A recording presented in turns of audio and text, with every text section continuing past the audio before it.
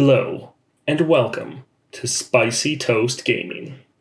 Hey everyone, Spicy Toast Gaming here with a interesting Ekko build I just wanted to give a quick shout out to. If you're trying to play Ekko and you're somewhat struggling, relics really help him out. First though, I just want to say a quick shout out to all the awesome people that have joined the channel recently as members. Supporting really helps out a lot. Huge encouragement, keeps me here every day making videos for you guys. You're awesome. Alright, on to the video. So this is for Ekko, what I'm doing right here. And I will say that the general premise of this build, one of you lovely subscribers commented. So the base of it is Gatebreaker and Lost Chapter. If you don't have Gatebreaker, you could also use the Stalker's Blade. The main thing is Ekko striking when he gets on the board, and then also Lost Chapter of when I'm summoned, refill your spell mana. This works out really nice because Ekko, strike, create a fleeting time trick. Now, when he's first played and not leveled up, that fleeting time trick is still going to cost mana. Now, it's normally still going to cost 1 mana because it's a created card. If you have Ekko's 2-star, all created cards cost 1 less. But normally you're trying to get Ekko on the board as soon as possible, and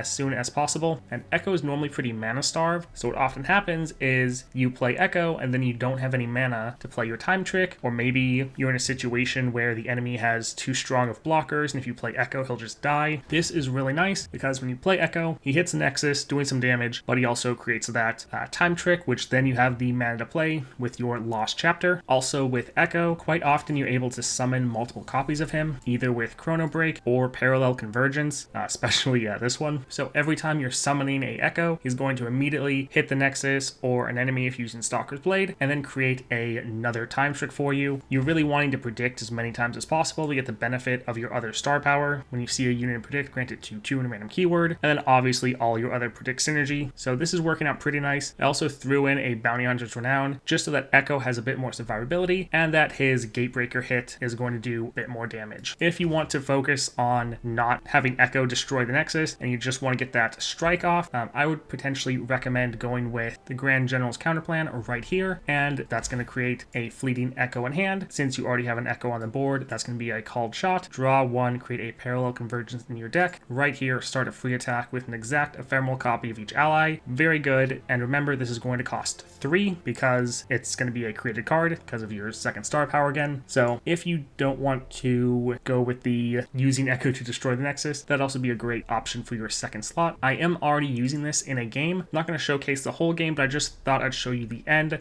so you can see how crazy powerful it is. Alright, in game now, we have the last 3 opponents in front of us. Draven with Duplicate, Katarina with Duplicate, and Aurelion Soul with Level Up. I will say I have gotten a bit lucky so far in my run. So, Evolution, Feral Senses, Craftsman Favor, Trifurion, Bouncing Blades, Stabilize, and then also on Ekko himself, Reduce Cost, and then some extra stat items, and then also the Shadow Totem. So when I'm playing Ekko, he's summoning 2 copies, one from Shadow Totem, and then the other one from Stabilize, and they're all hitting the Nexus. Normally when I'm playing Ekko, he's just ending the game quite often, but he is also generating all of those extra time tricks, which is really helping you level up quite quickly. Alright, so we'll get rid of the Veteran Investigator, hold on to the Stirred Spirits.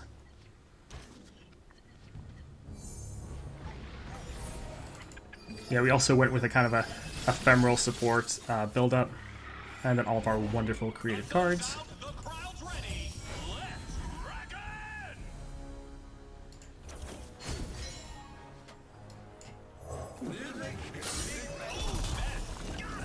Very nice.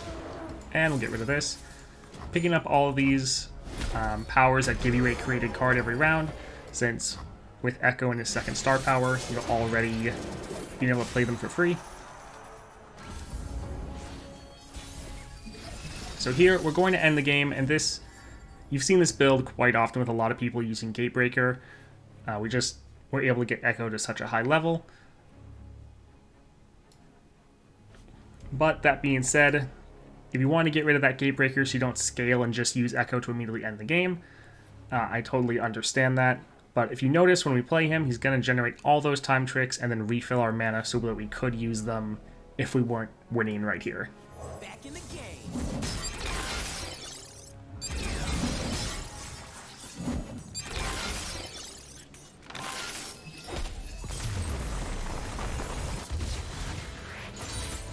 That was pretty easy. We'll go with the Sunblessed Vigor just so we have some more champion draw. Let's see how we do against Katarina. Oh, we don't need 2 echoes.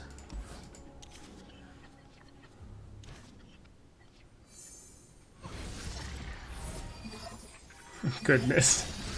It's nothing but echo.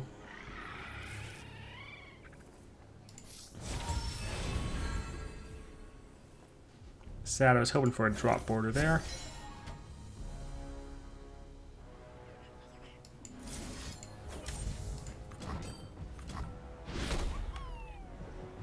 Let the bloodshed begin.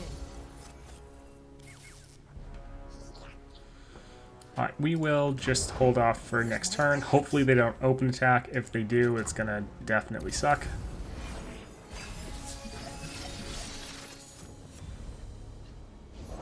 Okay, thank goodness. Back in the game.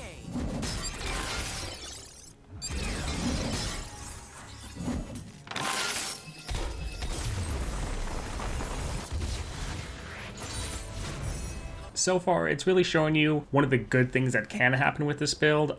Since you're running Gatebreaker, although it's not the point to just completely one-shot the enemy nexus, it is a good byproduct. You have this possibility if you get lucky. Even without this happening, though, it is still a very strong build. Hopefully Aurelian Soul can showcase it a little bit better. We don't need anything that costs 3, since we're just going to play Ekko.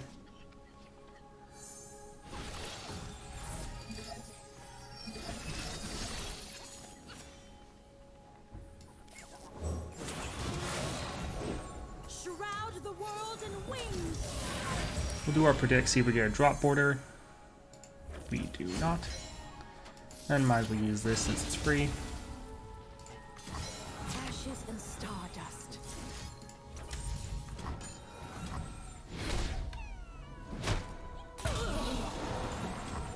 Explosives!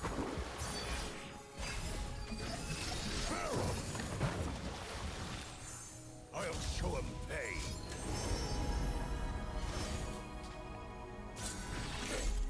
Hit 'em all! Well, not great that they're open attacking, but what can you do?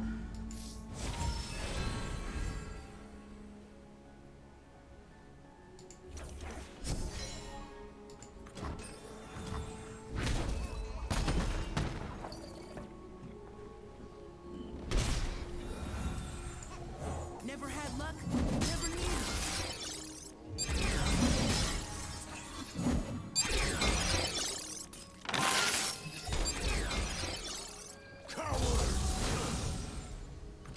Alright, so finally it happened where we didn't just one-shot the enemy nexus. As you can see, we have all of these fleeting time tricks here from them getting their strikes off.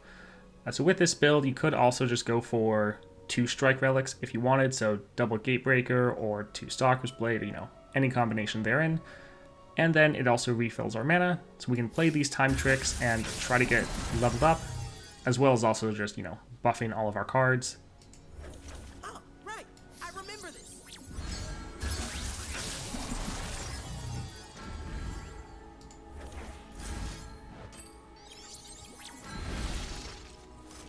And we're already leveled up. Very nice. This is for Dawn.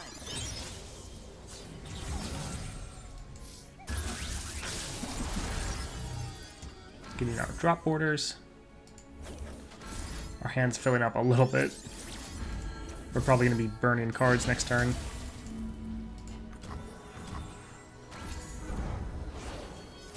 Oof. Bad luck.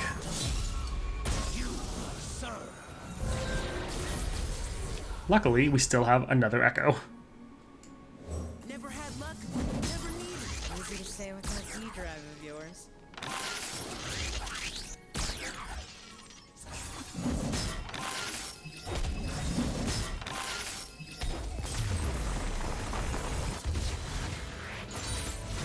Alright, I hope that showed you what you can do with this build. Obviously, this was a very lucky run, but it still is a very fun build for you to go with, and one you should definitely try out if you are wanting a new fun way to play Ekko. Special shout out again to all my members, as well as the people commenting, mentioning fun builds like this for me to try out. Alright, hope you all have a great day.